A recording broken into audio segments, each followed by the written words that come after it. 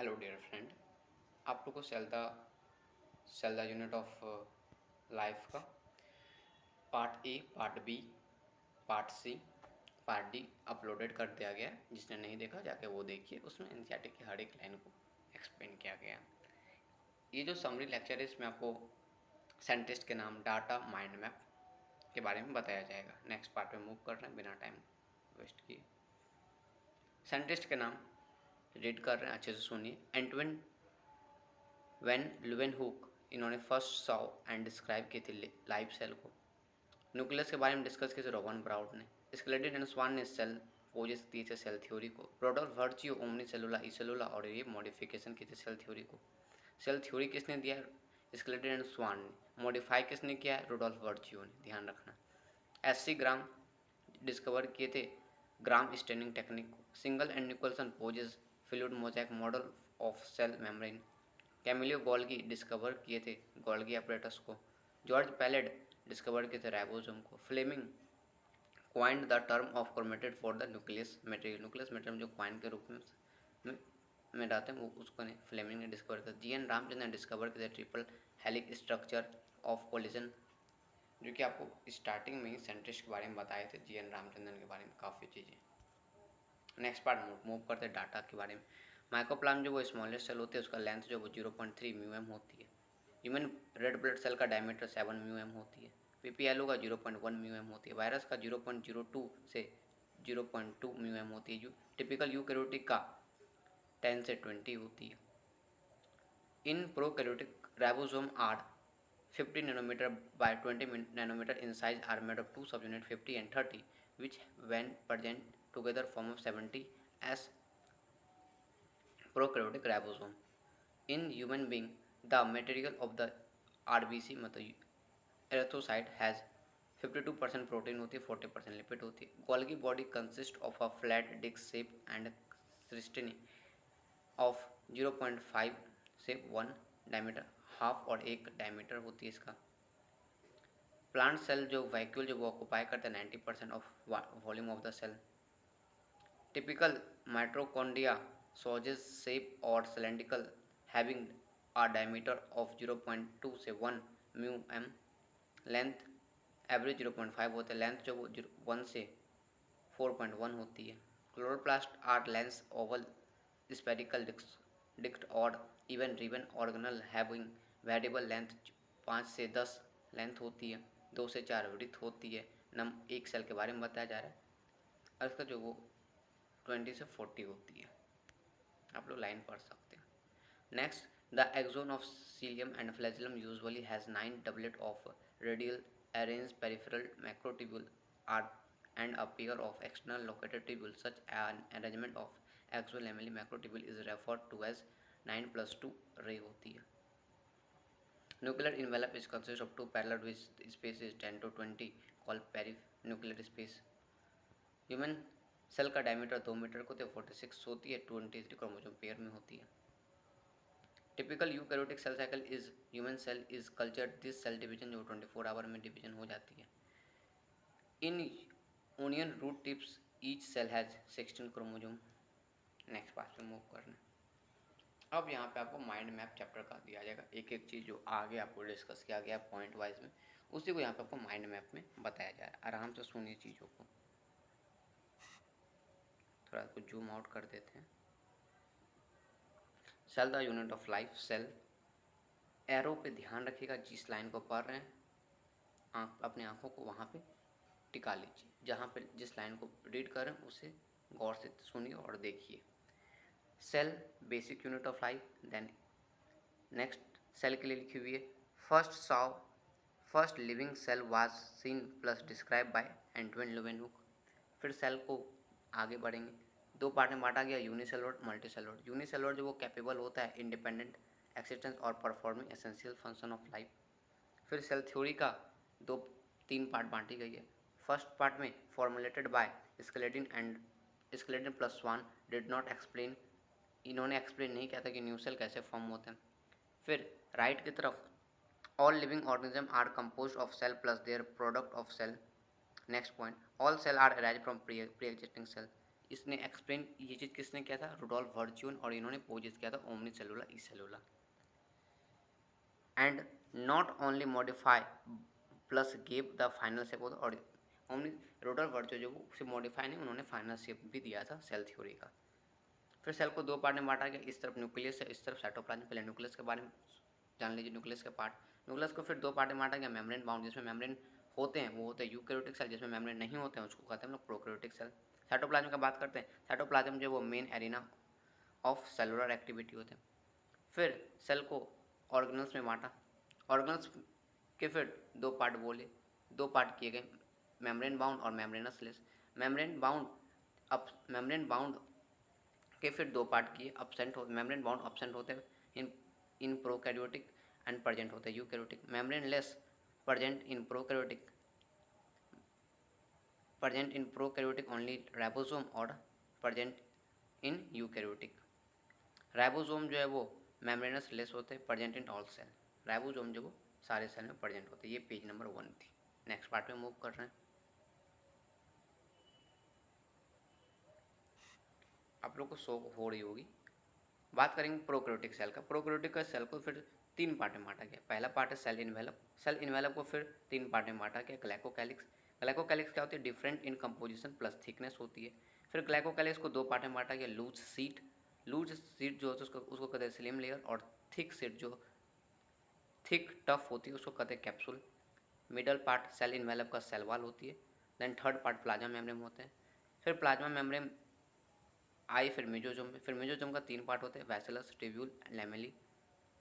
Between बीच वाले में prokaryotic के 70s राइबोसोम होते हैं। मोटाइल नॉन मोटाइल थर्ड वाले पार्ट में दी गई है। फ्लैजिला प्रेजेंट होते हैं। फ्लैजिला का तीन पार्ट होते हैं, फिलामेंटस, हुक, वेसल बॉडी। फिर मेजोजोम जो वो हेल्प करती है सेल वॉल फॉर्मेशन में, डीएनए रेप्लिकेशन में, रेस्पायरेशन एंड सिक्रेशन में। पूछ सकते हैं कि मेजोजोम का क्या क्या फंक्शन है, ऑप्शन देखिए आप बोर्ड में भी पूछ सकते हैं। बात करते हैं सेल वॉल का। सेल वॉल नॉन लिविंग होते हैं, रिजिड स्ट्रक्चर होते हैं। पहले अलगी का बता देता है कि सेल वॉल किससे बनी हुई है। मिनरल्स में मैनोज, ग्लैक्टोज, सेलुलोज। बैक्टीरिया का पेप्टिडोग्लाइकन। प्लांट में प्लांट के सेल वॉल किससे बने हैं? Cellulose, hemicellulose, pectin, protein. फिर प्राइमरी वाल कैपेबल होते हैं। फिर प्राइमरी वाल के तीन पार्ट में बांटा गया, कैपेबल ऑफ ग्रोथ। फिर cell wall of young plant. फिर dimensions as mature cell. Secondary wall जो होते हैं वो from inner side to the cell toward membrane, membrane की तरफ। फिर सेल वाल का दो पार्ट में इधर किया गया, लिमेंट मिडल लैमेली और मिडल लैमेली जो कि सीमेंट लेयर कंसिस्ट कैल्शियम पैक्टेड।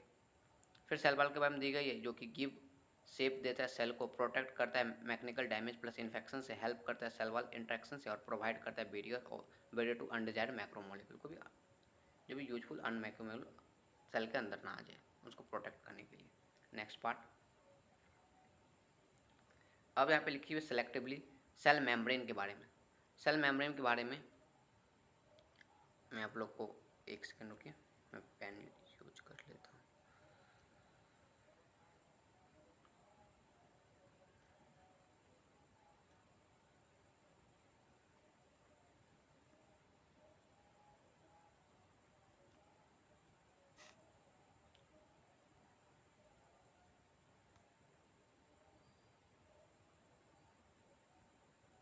इसमें पेन नहीं आ रही है।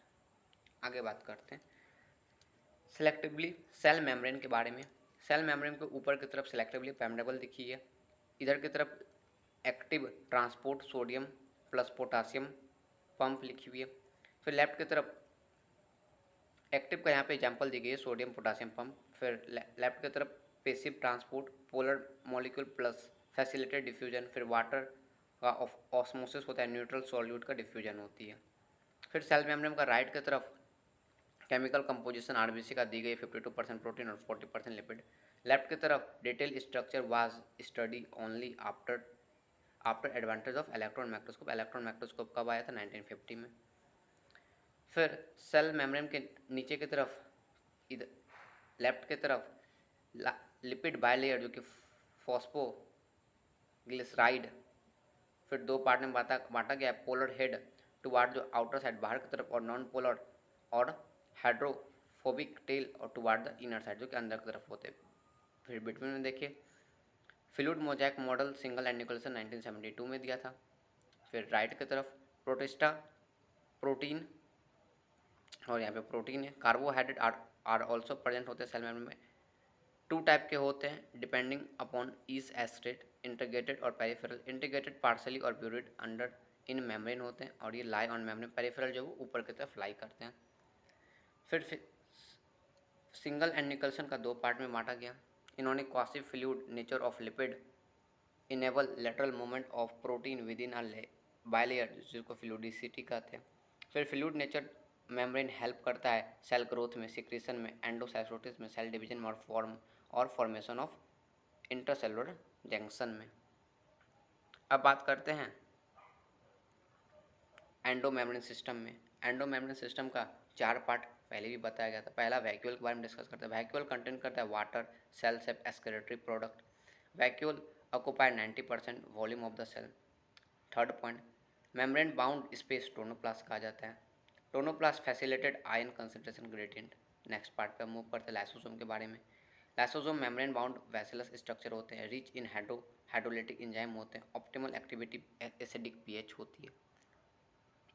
फिर एंडोमेम्ब्रेन के थर्ड पार्ट पे मूव करते हैं ईआर के बारे में। ईआर में दो पार्ट होती है, रफ एंडोप्लाज्मिक रेटिकुलम और स्मूथ एंडोप्लाज्मिक रेटिकुलम। रफ जो है वो प्रोटीन सिंथेसाइजिंग करते हैं और स्मूथ वाले में major site of lipid synthesizing और स्टेरॉयडल हार्मोन भी इसमें सिंथेसाइजिंग होते हैं। रफ फिर एंडोप्लाज्मिक रेटिकुलम के third point, divided intercellular space in two part, दो पार्ट में उसको डिवाइडेड किया गया।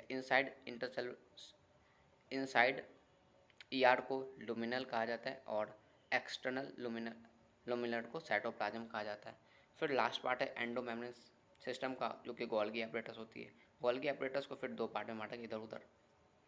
Packaging of material after modification, major site formation of glycoprotein and glycolipid. Glycoprotein and glycolipid कहाँ प्रेजेंट होती है? गोल्गी एपरेटस में। फिर content of flat disc shape structure cisternae. फिर इसको दो पार्ट में बांटा गया, सिस फेज और ट्रांस फेज। सिस जो है वो कॉन्वेक्स होती है, ट्रांस जो है वो कॉन्केव होती है। सिस में फॉर्मिंग फेज होती है और ट्रांस में जो है वो मैच्योरेटिंग फेज होती है। दोनों मिलकर जो इंटायर डिफरेंट।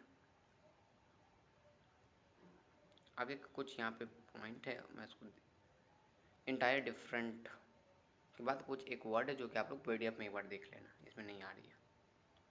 नेक्स्ट पे मूव कर रहे हैं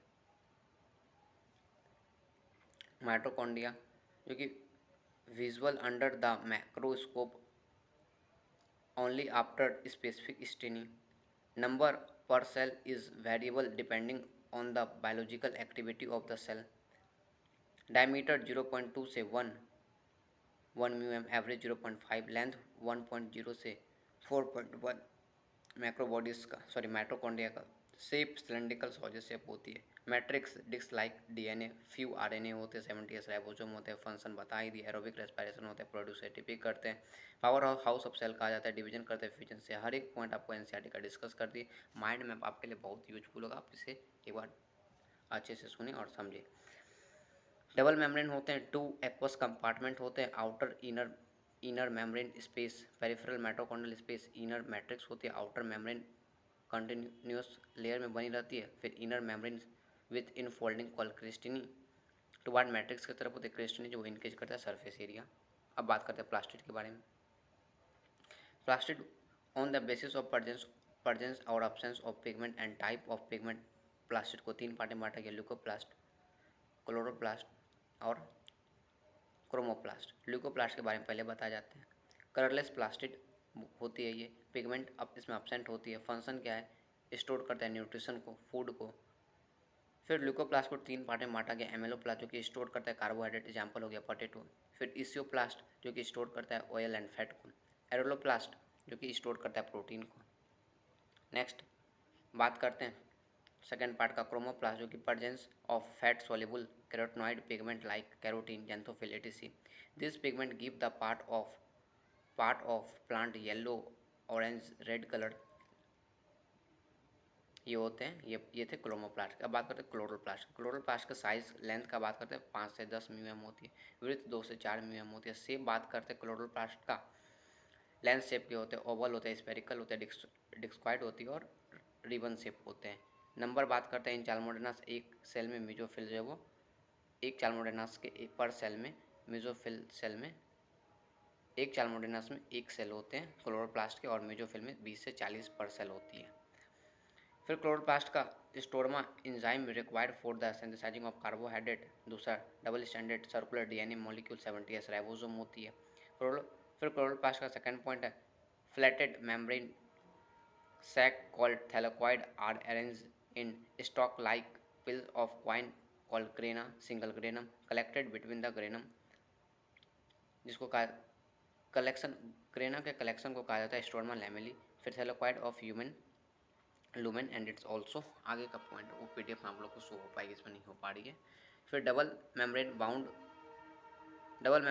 होते हैं, 2 पॉइंट है इसमें। इनर मेम्ब्रेन रिलेटिवली लेस पैमरेबल होते हैं और space limiting bye inner space जो वो स्टोरमा होती है। नेक्स्ट स्लाइड पे मूव कर रहे हैं।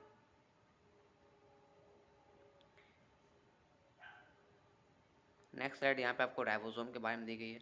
Ribosome first observe under the electron microscope Golgi apparatus, not surrounded by any membrane, कोई भी इसमें मेम्ब्रेन नहीं होता। Compose of RNA plus protein ribonucleic protein, 2 part. Function इसका क्या है, protein synthesizing, so called protein factory of cell भी कहा जाता है राइबोसोम को। 2 टाइप के होते हैं, 80s यूकैरियोटिक में, 70s प्रोकैरियोटिक में। सब यूनिट प्रोकैरियोटिक का 50 और 30 होता है। 80s यूकैरियोटिक का सब यूनिट 60 और 40 होता है। एस यहाँ पे सेंटिफिडिस यूनिट है जो कि सेडिमेंटेड कोफिशिएंट और इनडायरेक्टली मेजर और डेंस एंड साइज है। लोकेशन जो वो प्रोकैरियोटिक में एसोसिएटेड करता है plasma membrane in a free cytoplasm 70s में। यूकैरियोटिक में इन क्लोरोप्लास्ट एंड माइटोकॉन्ड्रिया 70s होते हैं। फ्री फ्री इन साइटोप्लाज्म और अटैच में आरडीआर रफ एंडोप्लाज्मिक 80s भी होते हैं। फिर साइटोस्केलेटन के बारे में बता देते हैं। Network of filamentous proteinaceous structure होते हैं। मैक्रोफिलामेंट प्लस मैक्रोट्यूब्यूल मिल के बनती है ईआर एंडोप्लाज्मिक रेटिकुलम प्रेजेंट जो कि होते हैं साइटोप्लाज्म में।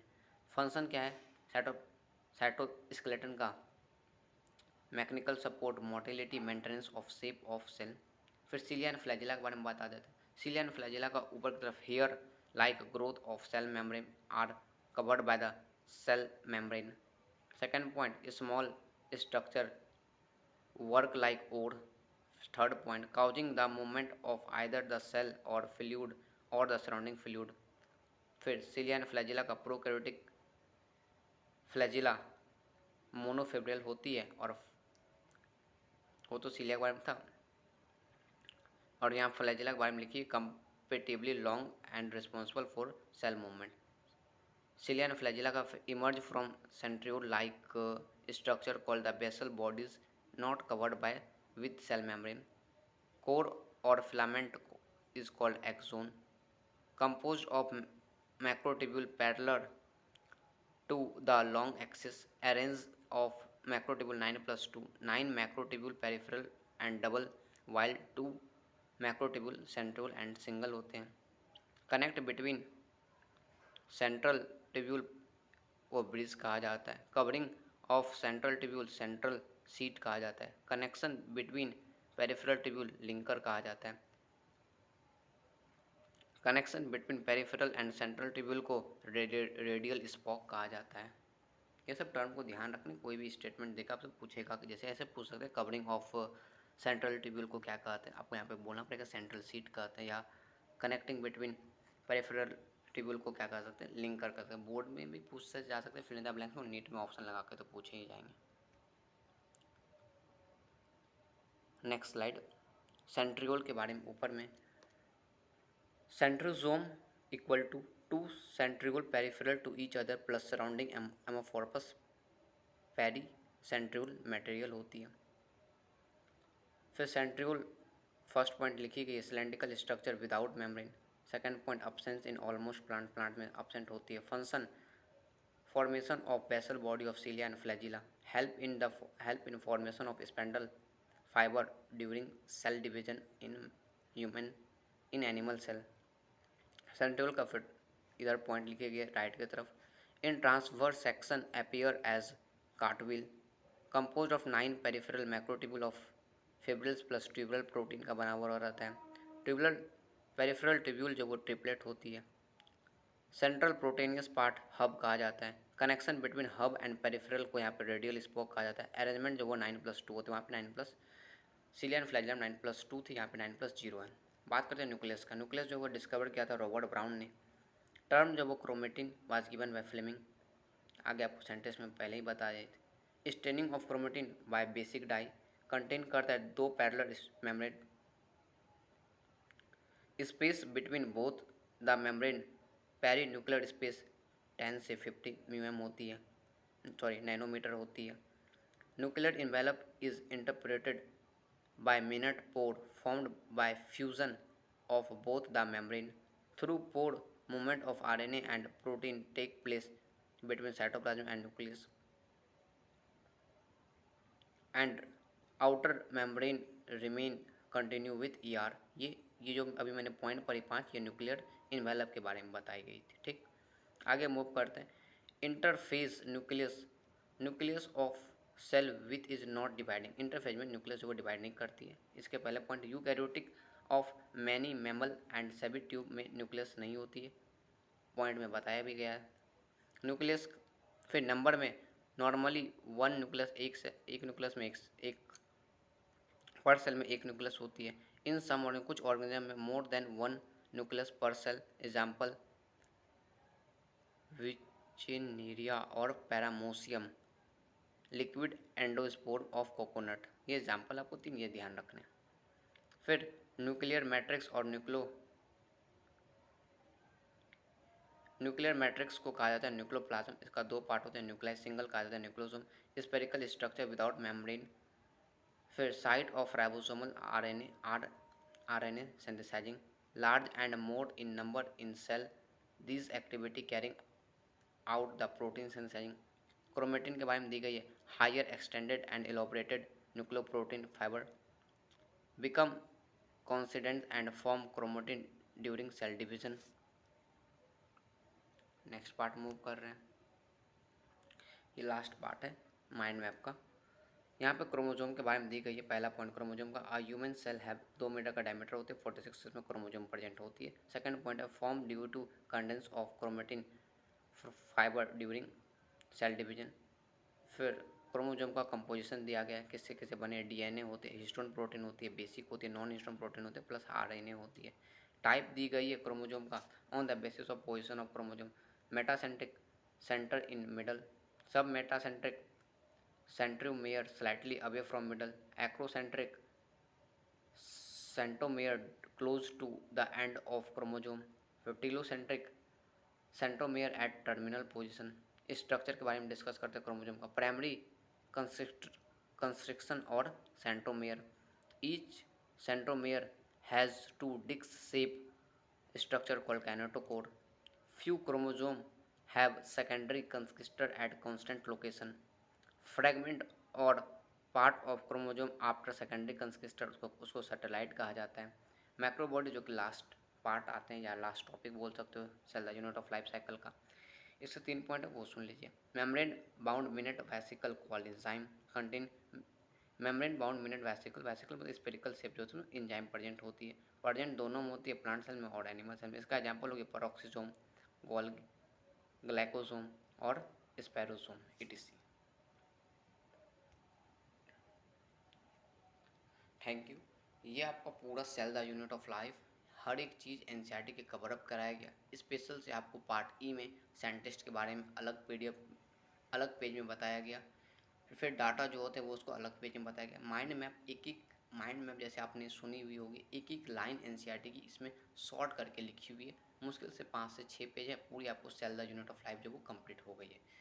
आप लोग कमेंट में बताएं कहीं कोई डाउट हुआ हो या कुछ वर्ड में स्पेलिंग मिस्टेक हुई हो तो उसके लिए सॉरी।